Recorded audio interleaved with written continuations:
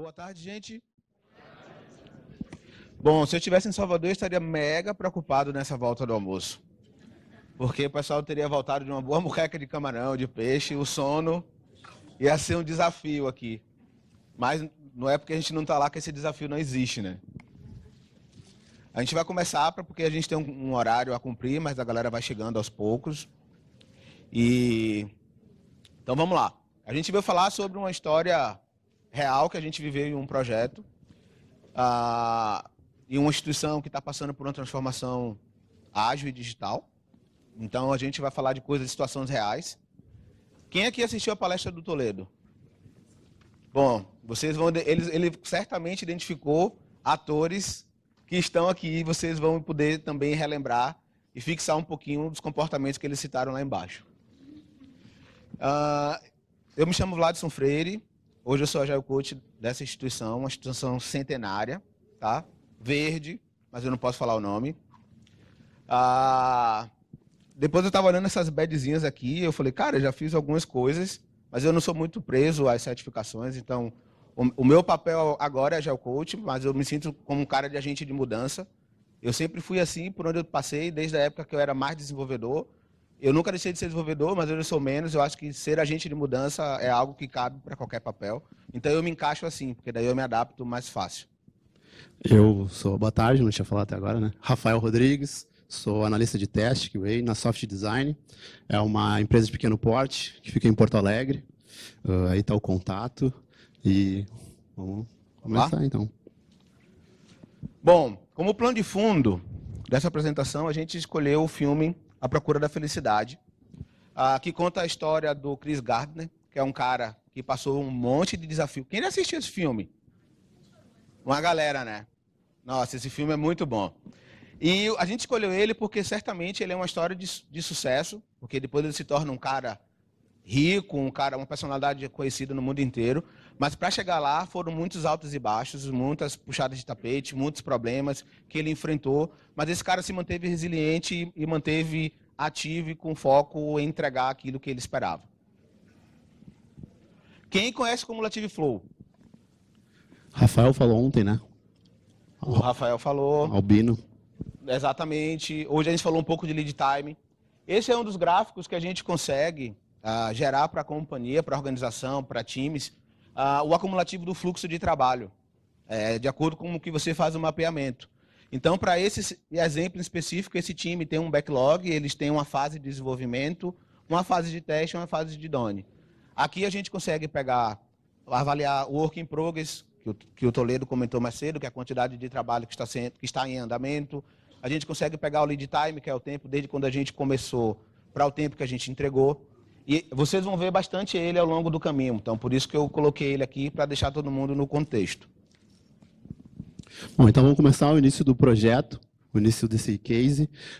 Tudo começou quando essa empresa, essa cooperativa, contratou a organização, a Soft, e era um projeto bem desafiador, porque era um projeto que tinha um viés bem técnico. O início das conversas a gente falava sobre bastante serviço.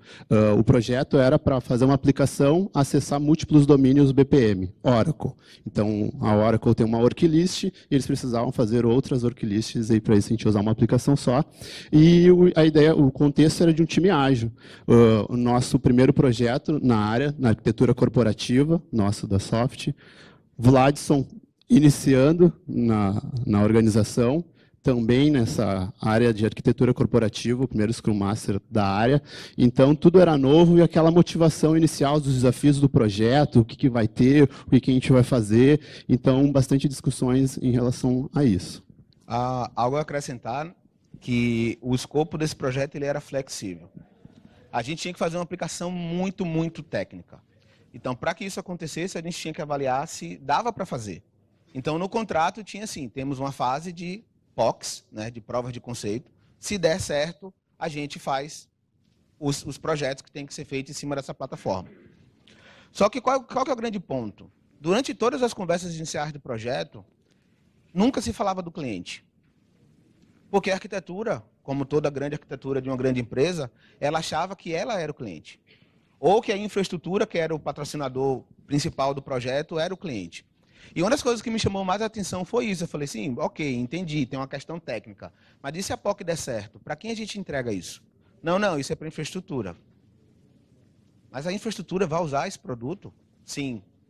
Bom, estranho.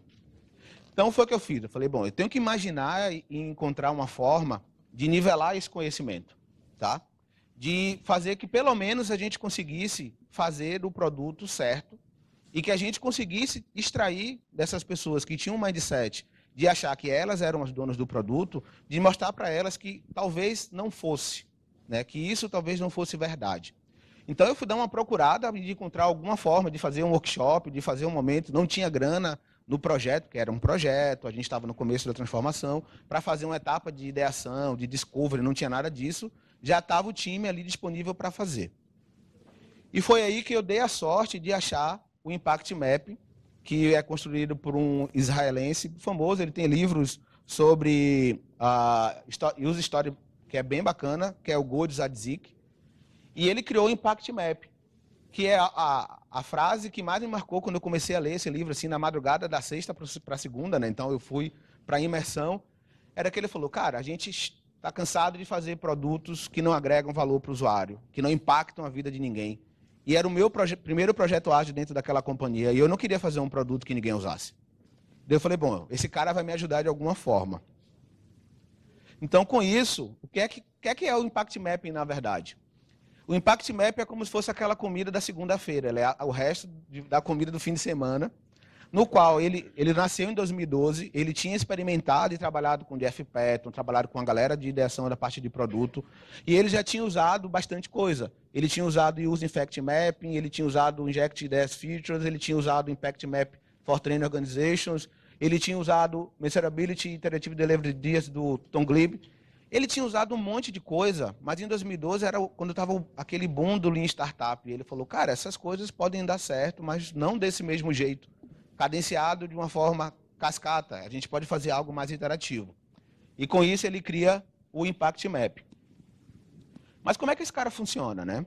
Então aqui, ele é uma técnica de planejamento estratégico. Então vocês podem fazer um workshop de um dia, de 2. Ele não é para ser exaustivo. No qual ele impede que a organização construa um produto ou entregue um projeto que não esteja ajudando realmente a resolver um problema de negócio. Então, quando você coloca todo mundo na sala, né, pessoas de negócio da empresa, de TI juntas, vocês colocam todas essas pessoas de forma visual a discutir qual que são as etapas, ou seja, de uma visão muito business, daquilo que a gente tem que entregar para impactar os usuários de forma positiva, para que o nosso objetivo seja alcançado. Então, a gente reverte a cabeça das pessoas, a gente tira ela da solução, que era onde o meu contexto estava, afinal de contas, era a arquitetura corporativa, e faz essas pessoas discutirem um problema. E isso é o primeiro nó do mapa do Mind Map. O primeiro nó é o problema. Então, a gente começa a discutir por quê, ou seja, qual que é o objetivo? O que é que a gente quer alcançar com esse projeto? Para o nosso contexto, eles estavam falando bastante em resolver as questões do Oracle BPM, mas qual que era o problema de verdade? Se a gente entregasse uma melhor plataforma, ele resolveria o problema de quem? O problema era não ter... Por que acontecia se a gente não fizesse isso? Certamente hoje lá a gente conseguiu fazer, a gente vai contar disso, mas o que acontecia quando caía esse servidor? Quais os produtos que saíam? Quanto que dava o impacto financeiro dentro da companhia? Então a gente passou um tempo discutindo isso. Depois ele pergunta, ele força as pessoas a olharem para o usuário. Quem são as pessoas que precisam ser impactadas para que esse objetivo seja alcançado? E nesse impacto, ele também analisa uma questão que é o impacto negativo. Quantas vezes a gente pensa uma melhor ideia brilhante até que o jurídico diga que tem uma lei que te impede de fazer isso? A gente nunca pensa, a gente sempre acha que aquela ideia é brilhante, o mundo vai parar enquanto você está fazendo o seu projeto. E ele te faz perguntar, ele te pergunta quem são os atores. Quem eu devo impactar de forma positiva ou evitar impactar de forma negativa para que o meu objetivo seja alcançado? E como eu tenho que fazer isso? Né? Quais são os impactos que eu tenho que fazer nessas pessoas para que o meu objetivo seja alcançado? Repare que no centro de tudo está sempre o objetivo. As perguntas que a gente vai fazendo durante o workshop é o que eu faço para o meu objetivo ser alcançado. Depois de um longo dia de trabalho, a gente pergunta quais são os entregáveis. Então, a gente fala da solução lá no final. Depois que eu conseguir setar de forma clara quais que são os meus objetivos e os impactos dos atores que eu preciso fazer para que esses objetivos sejam alcançados. Bom, quais são os problemas comuns que ele ajuda a resolver? Primeiro deles, ele evita que o escopo escorregue, desculpe. Que é aquela coisa, já que eu estou aqui, eu vou fazer mais uma coisa. Não tem já que. Ou está linkado ao objetivo, ou não entra no mind map. Ah, mas o diretor pediu, então ele tem que mudar o objetivo. Então já seta isso aqui. Segundo ponto, desenvolver a solução errada. Você pode desenvolver a solução certa para o problema errado.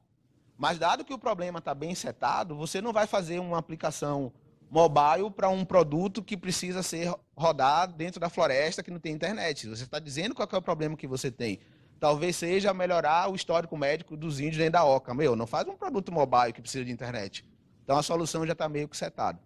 Segundo ponto, né, os pet features, como ele chama, que são aquelas funcionalidades que não geram impacto no objetivo, mas eram meio que coisas bonitinhas, assim, sabe? Aquela coisa mimosinha, assim. Não, porque a gente podia fazer um negócio que girasse, desse 2 saltinhos, né? Ou uma discussão que a gente teve lá. Por que a gente não faz um porquinho que coloca uma moeda caindo, assim? Eu digo, não, porque ainda vai ter uma musiquinha, um plim. Eu digo, cara, o cara vai botar mais dinheiro porque tem um plim? Não sei. Não faz sentido, né? E também priorizações ad hoc, que são aquelas coisas que chegam de paraquedas. E uma vez que você monta isso, você coloca na parede do time, junto com a galera de negócio, é muito simples. Chegou algo corrido, você vai lá no quadro e fala, isso ajuda a gente a atingir o objetivo de negócio? Não. Então, o que é que a gente tem que fazer? Então, a gente está o tempo inteiro com esse questionamento na mão. 3 regras principais para esse cara. Ele é uma atividade de planejamento estratégico, então time técnico e negócio precisam ter autonomia para tomar as decisões do que tem que ser feito. Tem que ter uma definição clara de qualidade, afinal de contas, a gente tem que impactar positivamente os usuários. Então não adianta fazer um produto que não tenha a qualidade mínima para que esse usuário fique, por exemplo, chateado e abandone, e seja, ao invés de ser alguém, um ator positivo, passa a ser um ator negativo. E segundo, ele te ajuda muito a gerenciar o roadmap. Eu acho que esse gerenciamento do roadmap é algo muito importante, foi para a gente naquele contexto. Afinal de contas, a gente precisava ter uma visão do que a gente tinha que fazer, porque na cabeça do arquiteto ele sabia tudo. Ele dizia, cara, a gente não precisa falar com o cliente, a gente sabe tudo. Já temos um backlog pronto, é só fazer esse cara. Bom, não é bem assim. Então, dicas importantes. Nunca tente implementar o mapa inteiro. Quando a gente começa a fazer, às vezes gera um mapa gigantesco. Procure qual que é o caminho que te leva ao objetivo de forma simples, rápida e objetiva. É ali que possa ser que esteja o seu 80-20, que esteja o seu caminho mais fácil para atingir esse objetivo. Encontre pessoas de negócio devem ter autonomia, como eu comentei. Pessoas de TI têm que ter senioridade necessária para pensar na solução. E ele não é aplicado para time de manutenção. Porque ele tem que ter um objetivo, uma meta, né? A não ser que você consiga desenhar ali no time de manutenção, que é muito volátil, metas que durem algum tempo. Porque a meta do cara pode ser um dia e no outro dia a meta mudou. Depende como a operação está. Falando um pouco de como é que foi a nossa atividade lá. Como eu comentei no começo, a gente precisava fazer com que o Oracle suportasse múltiplos domínios de BPM. A gente mapeou 3 atores principais. A infraestrutura, e aí apareceram os usuários do processo, que até então ninguém falava, e apareceram também os usuários de mobile do BPM, que nada mais eram do que os diretores da empresa que faziam aprovações. A gente ia esquecer desses caras. Uma outra coisa, que impactos a gente tinha que fazer? Certamente, para a infraestrutura, ela tinha que ter um ambiente mais resiliente, afinal de contas, eles estavam sofrendo com quedas do ambiente de produção. Mas para os usuários, repare que apareceram muito mais objetivos que a gente tinha, muito mais impactos. Melhorar a usabilidade, entregar o mínimo das funcionalidades que já existiam nas aplicações anteriores, que a gente tinha que fazer uma nova. Melhorar a performance. O requisito de performance para esses caras era importante. E tinha os entregáveis. Mais uma vez, temos mais itens verdes do que azuis. E isso, para a gente, no primeiro dia do projeto, foi algo bem gratificante. Isso gerou, então, depois dessa discussão, de um dia, esse workshop que o Vladson facilitou, gerou um backlog que já estava mais ou menos na cabeça do arquiteto Soluções, de 43 funcionalidades. Dentro delas, as POCs que a gente precisava validar ainda e trabalhar. Então, dentro desse backlog, a gente via que todas as atividades e todas as discussões que a gente tinha eram extremamente técnicas. Porque o arquiteto e a infraestrutura era quem mais conversava. O usuário, até então, e era o questionamento que o Vladson mais fazia, a gente não tinha contato. A gente tinha combinado de ir visitar esses usuários depois de que a gente validasse as POCs e depois quando o arquiteto achasse que fosse o momento certo para isso. Mas a gente ficava naquela dúvida, né? Tá, e aí, cadê o usuário? Por quê? Porque o arquiteto falava que ele já tinha conversado com os usuários, ele sabia exatamente o que ele queria. E a gente tinha essa piada do tipo, cara, não é assim, né? Vai mudar alguma coisa. E aí começou o projeto. Quando começou o projeto, por causa das POCs, o time tinha 3 devs, foi 2 devs validar primeiro a prova de conceito, e depois de 2 sprints foi o restante do time, o analista de teste, e mais um PO para reforçar a questão de as funcionalidades que iriam em questão de front-end, e não mais tanto de back-end. E aí, no desenrolar das sprints, aqui começa o CFD, que é o que a gente vai mostrar bastante. A gente começou ali com aquelas 43 funcionalidades, o time desenvolvendo, a gente começou a validar que realmente era viável, então as POCs estavam ok, chegou o analista de teste e o PO e começamos a conversar com o arquiteto. Tá, e aí? Vamos refinar essas histórias? O que a gente vai fazer? O que falta? E se precisar de tal situação? E na tela tal, o que a gente vai fazer? Qual o comportamento que esperava? E enquanto a gente fazia isso, todo final de sprint a gente fazia uma sprint review. E quem participava dessa review era só pessoas extremamente técnicas ainda. Era o time de desenvolvimento, o arquiteto, um patrocinador e os analistas da infraestrutura.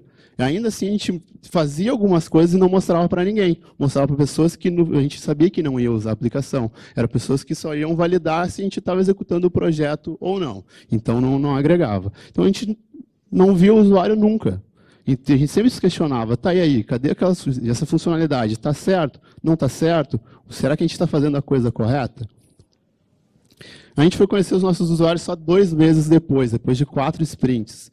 E a gente já tinha feito algumas coisas de front, a gente já tinha algumas hipóteses que a gente precisava validar, mas a gente não sabia se estava completo ou não. A gente sabia que tinha 2 perfis de usuários diferentes. Um usuário que era de agência, que era um usuário mais básico, usava só para aprovar crédito ou não, e um usuário mais avançado, que era quem liberava os créditos. Então, assim, boa parte do que é essa organização dependia desses usuários.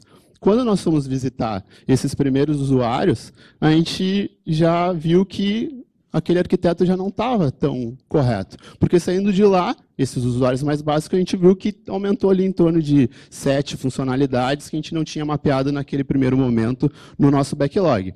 Mas até aí, para nós, estava tranquilo, a gente já começou a entregar um pouco de coisa, tinha itens que poderiam ir para a homologação. E aí, quando nós fomos visitar o segundo usuário, que era o usuário mais avançado, aí a gente viu que tinha coisa diferente. Quase dobrou o tamanho do nosso backlog. Mas, dada a velocidade, as coisas que a gente estava fazendo, a gente sabia ainda que podia concluir aquilo ainda. E um desses usuários, quando a gente foi conversar com eles, que era uma pessoa que tinha muita força política por causa da área que ela atuava, ela pegou e falou essa frase para nós: se não tiver as funcionalidades que eu uso, eu não mudo para a nova versão. Então, assim, não importa se vocês fizerem algo mais rápido, não importa se tiver múltiplos domínios, para mim não importa isso. Se não tiver exatamente o que eu uso, eu não vou mudar, eu não aprovo. Ou seja, o projeto não ia ter tido valor nenhum. A coisa bem curiosa é que essa frase era justamente uma funcionalidade no qual o arquiteto garantia que o usuário não precisava. Sabe aquela que você fala assim, ele precisa disso, não precisa. A gente passou 2 meses dizendo, ele precisa disso, não precisa. Até que o momento que esse usuário falou, e a gente meio que olhou para ele assim, eu acho que ele precisa. Então foi divertido. Dado o que o usuário falou para nós tivemos que voltar para o nosso mapa de impacto e alterar algumas coisas. Daquela versão que nós tínhamos, nós vimos que a lista não afetava a infraestrutura. A infraestrutura tinha que ter só um módulo para configurar. O que importava, o front da aplicação, era para esse usuário. E ele tinha muita expectativa em relação a isso. E outra, esse usuário reclamava que ele falava, trazia os feedbacks dele e não tinha resposta. Falava e ninguém dava retorno. Então, nós percebemos que, sim, a gente tinha que melhorar a usabilidade, porque tinha muito problema de usabilidade e ninguém dava atenção para esse usuário.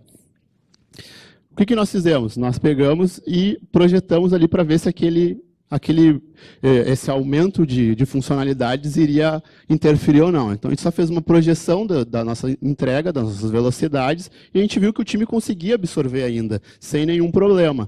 Mas, quando a gente continuou executando, aí a gente sentiu um pouquinho já de dor de barriga. Porque o nosso patrocinador, que era a infraestrutura, começou a complicar com o projeto. Então, a gente estava conseguindo evoluir a aplicação e o patrocinador, a pessoa mais envolvida, começou a nos complicar. E o que é que isso gera, na verdade? Uma organização que está passando por uma transformação ágil ou digital, ela se acostuma com mecanismos que fazem as coisas acontecer. E a gente era novo na companhia. Depois a gente descobriu que todo mundo que começava um projeto tinha uma gordurinha de X tempo, porque quando chegava na infra para ir para produção ou para homologação, travava. Só que a gente, né, barriga verde, não sabia disso. Falei, cara, agora a gente está nesse conflito, o que é que a gente vai fazer? Usa o CFD, ele vai nos ajudar. Esse cara vai evidenciar os gargalos da companhia. E daí o que é que aconteceu? Vocês começam a ver que logo no início, aqui naquela fase, a gente só tinha backlog, desenvolvimento e entrega. Perfeito, o fluxo estava fluindo bem. A partir do momento que a gente começou a precisar dos ambientes para homologar, começou a aparecer esse laranjinha aqui, que é o aguardando homologação. E a gente tinha tickets e mais tickets e mais tickets na ferramenta, pedindo as instalações dos ambientes. E a gente sempre ouvia, até o final da próxima sprint a gente entrega. E isso ia passando. Aqui a gente tem as datas, né, que é o período, e essa data é quinzenal. Então, olhe quantas quinzenazinhas foram passando ao longo do tempo. E isso, o que é que a gente começou a fazer? Vamos hackear o sistema. A gente implantou uma atividade dentro do fluxo, que era fazer uma chamada de vídeo com o usuário para mostrar a aplicação. Então, no meio do sprint de desenvolvimento, o Rafa saía, ia para uma sala, fazia uma ligação para os usuários, mostrava a aplicação, compartilhando a tela dele para ter feedback. O usuário não tinha como testar, porque só funcionava na nossa máquina. Mas a gente tinha que ter feedback, a gente tinha que saber se as coisas estavam caminhando no lugar certo. E esse foi o jeito que a gente encontrou. Ninguém nunca tinha dito que a gente não podia ligar para o usuário. A gente ligou. Falou, vamos ligar até o dia que alguém vai barrar. Só que aí vocês começam a ver o seguinte, esse gargalo ele não parava de aumentar. Ele só piorava. Vocês começam a ver aqui que tem um item vermelhinho. Normalmente, dentro do CFD, a gente não controla o que é cancelado. Mas a gente começou a controlar porque a gente falou, cara, a gente tem que começar a mostrar que o usuário pede coisas, mas ele também tira coisas do backlog. Porque isso não era uma mentalidade da companhia, de que o backlog muda. Para eles ainda era o backlog que começa, tem que ser o backlog que termina. E a gente começou a mostrar, através do CFD, que isso era verdade. Mas eu vou mostrar para vocês a grande diferença. Primeiro, a gente tinha um lead time de 15 dias quando não precisava do ambiente de homologação. A gente tinha um IP de 3. Eram 2 desenvolvedores e um analista, então os caras desenvolviam, liberavam alguma coisa, o cara de teste testava, cara, estava lindo, perfeito. E daí vocês começam a ver que, opa, o lead time já tinha mais de 90 dias e a gente não tinha nada em produção. Segundo, a gente começou a ter o IP de quase 28 itens, porque as coisas iam só gerando estoque, gerando estoque, gerando estoque, e nada fazia com que isso saísse da estrutura. E quando você trabalha com um time que está disponível para você, isso significa dinheiro. E o que foi que a gente fez? A gente foi para uma review e falou, vamos tocar terror nessa review aqui. A gente fez uma projeção e mostrou, cara, esse projeto vai ser o melhor projeto que já teve na empresa. A gente vai entregar no prazo, dentro do custo, mas não vai ter uma funcionalidade instalada e o usuário usando. E o time vai estar desalocado. Aí o pessoal falou, como assim? Eu digo, cara, os caras estão trabalhando igual uns loucos aí, fazendo as coisas e não tem ambiente. A gente vai terminar, vai receber os louros, entregamos um projeto no prazo, a gente não vai mudar a vida de ninguém. E não era isso que a gente queria. Mas bem, a companhia ainda queria isso. E aí foi o momento que a gente ouviu isso daqui. Cara, não importa o que o usuário quer, entrega o backlog. Essa empresa não é ágil, essa empresa é cascata. Complicado. E aí é o momento que a gente acha que a gente chegou no fundo do poço. Porque a gente falou, a gente não vai fazer isso. A gente quer fazer um projeto que impacte a vida das pessoas. O Impact Map tinha deixado o time motivado para fazer isso. E nesse movimento inteiro, existia um líder de projeto, que foi o cara que inventou a arte de me chamar para ajudar ele a conduzir o projeto de forma ágil. E a gente foi para uma reunião e a gente apanhou. E daí a gente saiu da reunião e falou, mano, prazer trabalhar com você, mas eu acho que já foi. Mas não. Cara, o Scrum fala pra gente que um dos valores dele é coragem. E a gente teve que ter coragem. Por quê? Porque a gente estava há praticamente 3 ou 4 meses mostrando que tinha gargalo no processo. Que o problema não era do time de desenvolvimento, era do sistema, do value stream inteiro, e não do time específico. A gente teve que mostrar que todos os projetos tinham gordura para essa fase e que a gente não achava justo. O que a gente estava fazendo era só evidenciar que esse problema existia e que isso era um problema sistêmico. Só que imagina você, no meio aqui como um Scrum Master novo na arquitetura corporativa, de um lado estão os arquitetos, do outro estão os caras da infraestrutura. A gente ficava meio que no meio assim, porque chegou a fase de apontar dedo, né? E achar culpado. A culpa é de vocês, a culpa é do outro. Porque ainda teve um elemento importante, que quando a gente começou a ter acesso aos analistas, a gente descobriu que algumas coisas não estavam no padrão que devia ser assim. Então, os caras estavam meio que naquele apontar dedo danado ali. Bom, mesmo depois da gente ter apanhado tanto aqui, a gente ainda ficou mais 28 dias para conseguir configurar um ambiente de produção. Porque o ambiente de homologação era diferente do ambiente de produção. E a gente perdeu mais um mês. O que é que aconteceu? Tivemos que pedir dinheiro. Tivemos que chegar lá nos diretores e falar, precisamos de mais algum dinheirinho para acabar esse projeto. Porque ou a gente acaba e ninguém usou, ou a gente faz a coisa que vai ajudar esse usuário a ter o seu objetivo alcançado. Depois de apanhar um pouquinho aqui, apanhar um pouquinho ali, a gente fez mais uma vez uma projeção utilizando o tempo menos otimista do que o time tinha de velocidade e falamos, caras, mais 6 meses de alocação, a gente faz o backlog que a gente tem. Esse backlog vai ficar frenético, a gente não precisa mais se preocupar, porque o dinheiro a gente vai ter. A gente está muito próximo do usuário, 6 meses a gente certamente fez aquilo que serve para o usuário. E aí, vamos? Vamos.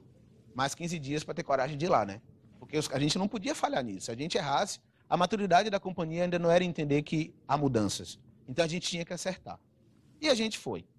Projetamos isso, aparentemente fazia sentido, e começamos a receber a atenção agora do pessoal da infraestrutura.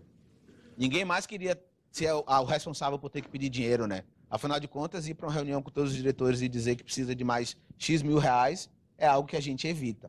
E aí os caras ficaram próximos. Eu posso dizer que a gente viveu o DevOps na veia, né? Porque os caras de infra vinham lá na mesa assim, e aí, estão precisando de quê? Tá faltando que ambiente? Não, vamos lá. Não, a gente ajuda, dá a senha do servidor. Eu digo, cara, que mudança, hein? Ficamos grandão na organização. E aí, quando a gente instalou a aplicação, começamos a pegar os feedbacks. Começamos a validar efetivamente. O usuário começou a usar o serviço, começou a usar a aplicação, tanto em homologação e em produção, que a gente separou algumas pessoas, dentre elas aquela pessoa que falou que só mudaria se tivesse todas as funcionalidades, para ir usando, entendendo e vendo se as hipóteses que a gente tinha estavam corretas. E nessa interação que a gente estava tendo com o usuário, o maior feedback, eles davam 2 feedbacks que também nos ajudou a ficar próximo da infraestrutura. Um deles era o problema de performance, porque nós ficávamos num lugar e esses usuários ficavam em outro lugar. Quando a gente usava no mesmo ambiente que esse usuário, no nosso ambiente, no local onde fica a infraestrutura, perfeita performance, o usuário não, está com problema aqui. A gente validava, ele devolvia com problema também. E o outro, que tinha uma funcionalidade, que esse pessoal que disse que era muito importante, eles faziam umas ações em lote. Eles pegavam um número de tarefas e aprovavam elas todas manualmente, mas faziam de um número determinado. E esse número determinado a gente nunca questionou quanto que era, mas alguém tinha falado para eles que eles tinham que fazer aquilo lá, porque senão dava um problema. Aquela coisa tipo, alguém falou que é 5 e eu faço 5. Se eu faço 10, cai, alguém vai lá e restarta o serviço, aí eu faço de 5 em 5. Então eu sei que dá problema se eu fizer mais. E essa interação fez com que a gente fosse até o usuário. com o analista de infraestrutura. E aí nós descobrimos, quem é que bloqueava o número de tarefas que eles podiam aprovar em lote, foi esse analista, e era um número mágico para ele, porque ele sabia que se eles fizessem com um número maior, simplesmente dava problema no ambiente, e a gente foi discutindo. Ele falou assim, cara, não pode, ele falava, não pode ter problema de performance, eu estou validando, a gente fez, está certinho, tudo mais. Chegando lá, a gente viu que tinha problema de performance. A gente viu que tinha problema também com as ações em lote. Quando nós chegamos para conversar com um dos usuários que faziam as aprovações em lote, ele tinha 300 tarefas na lista dele. E ele só podia aprovar de 5 em 5. O analista de infraestrutura olhou assim, nossa, o que eu estou fazendo?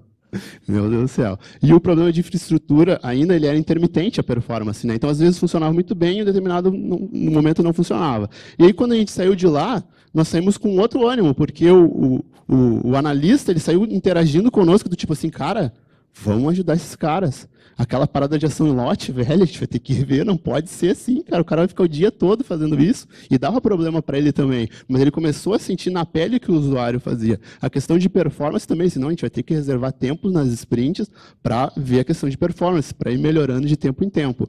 E todas as reviews, a gente separava um momento para conversar sobre isso também. Então, nós pegávamos e conversávamos, passa mais um, nas reviews a gente conversava, então, nesse momento, com o pessoal de infraestrutura, com os usuários, e era mais de um perfil de usuário, nós chamávamos na call 3 tipos de usuários diferentes, para interagir conosco, e esses usuários, junto com o patrocinador, o analista de infraestrutura, nos ajudavam a priorizar o backlog.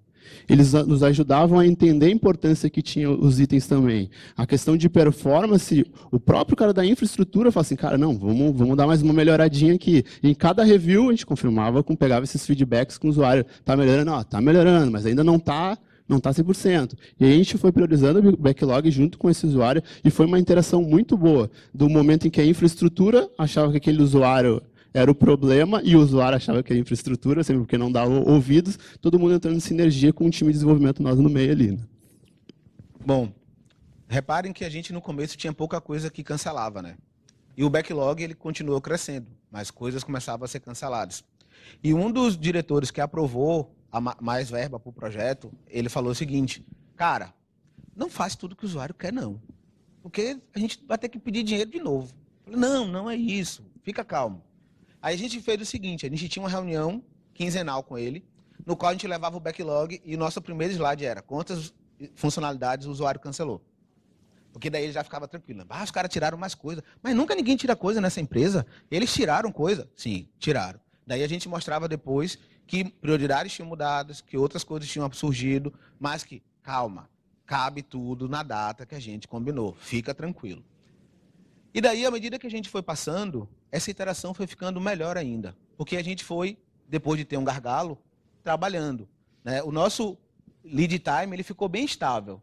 Alguns momentos o lead time piorava um pouquinho, mas já era uma opção do time. O time falava, cara, o usuário está validando para a gente aqui em homologação, não precisa ir para a produção, vamos esperar juntar mais algumas coisas, porque o feedback a gente já teve e a gente libera de uma vez só, porque a gente ainda tinha todo um processo pesado de gestão de mudança. Tinha que abrir o ticket, tinha que ir para aprovação do N1, tinha que ir para aprovação do N2, tinha que ir para aprovação do nananana, e a gente gastava uns 2, 3 dias da sprint para, às vezes, entregar 1 ou 2 funcionalidades. Então, era melhor a gente entregar mais itens de trabalho. E isso foi acontecendo ao longo do tempo. A cada mês, a iteração ela ia surgindo, cancelamentos, a gente ia trabalhando, mas era muito, muito tranquilo. O usuário, ele cada vez foi se tornando mais parceiro do projeto. Cada vez mais ele foi colaborando, ajudando a gente a priorizar, entendendo que a gente não tinha dinheiro infinito, e isso era bem importante. E aí está o final do projeto. A gente não acabou de fazer todas as funcionalidades que precisava, porque o usuário falou, cara, eu não preciso de mais nada, tá bom, já atendeu o meu resultado.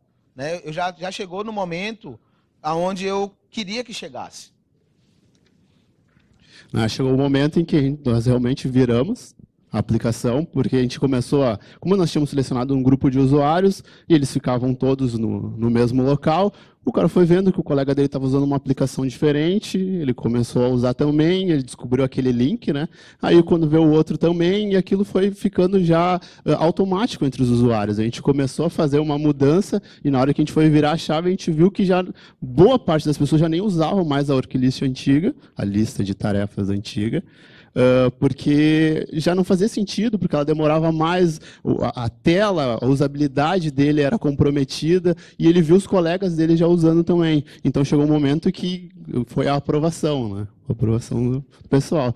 E a gente precisava de feedbacks, né? Para mostrar para as pessoas de que aquilo estava importante para ele. Então, ali, uma dos usuários, que foi a pessoa que falou que tinha que ter aquelas funcionalidades, ela disse, né, tivemos constante interação, identificamos possibilidades de melhoria, e é interessante que aquelas melhorias, como a gente estava refinando o produto, elas já não tinham um peso tão grande para nós. Nós estimávamos ainda algumas histórias até um determinado momento, mas quando foi surgindo melhorias, elas eram pequenas, eram situações que não comprometia tanto conosco.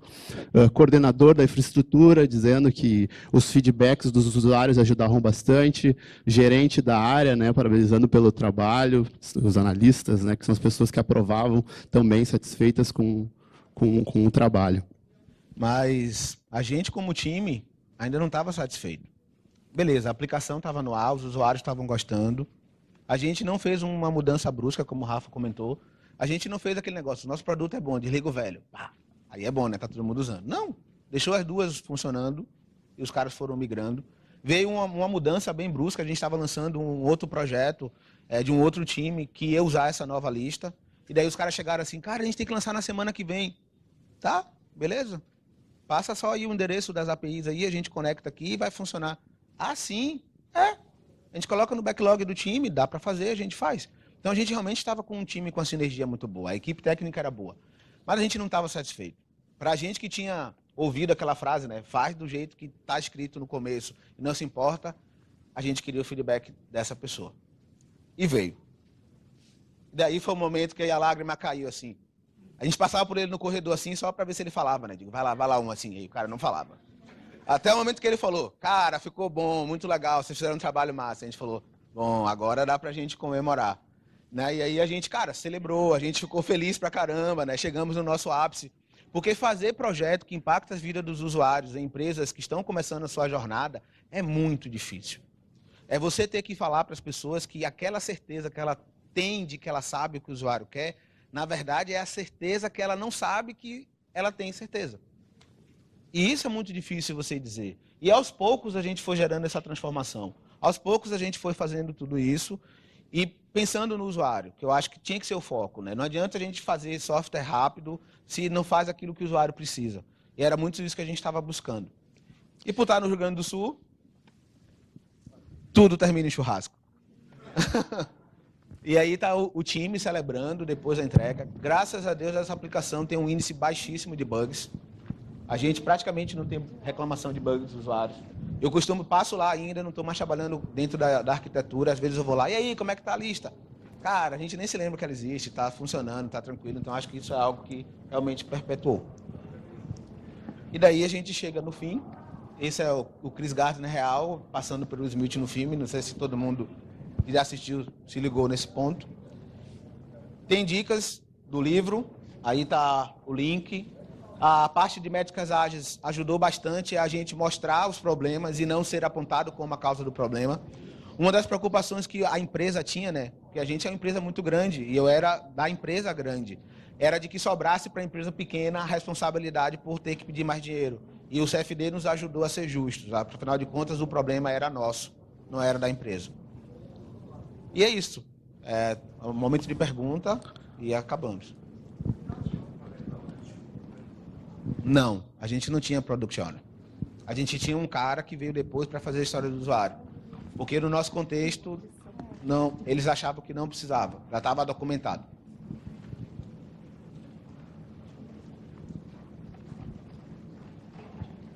Alguma pergunta mais? Ali.